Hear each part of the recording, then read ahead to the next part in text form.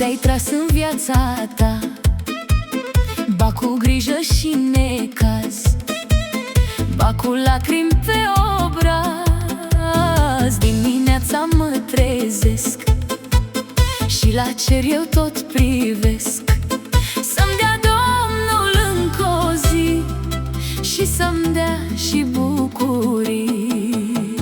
Of, of, of, inima mea, ține tare, nu ceda, de necaz nu pot scăpa, că-i lăsat în calea ta când ți-e greu și nu mai poți.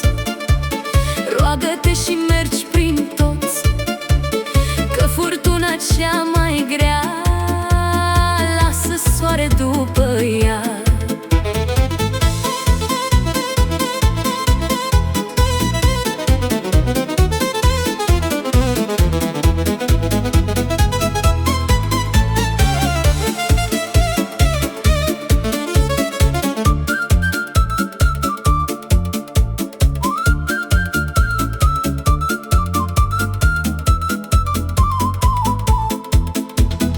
Anii trec și nu-i opresc, doar din urmă îi privesc.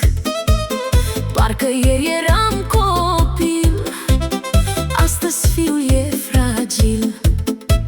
Zi de zi mă rog în gând să mai merg pe acest pământ, cu ai mei mereu aproape, sănătoși și cu dreptate. Nu cer aur, nu cer bani, nici palate, nici dușmani, doar putere să mai am și pe cei dragi lângă geam.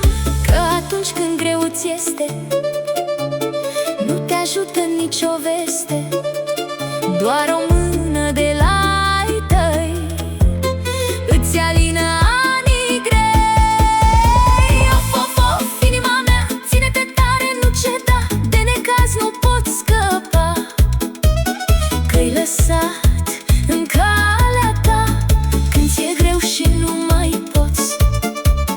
Roagă-te și mergi prin toți, că furtuna cea mai grea lasă soare după ea.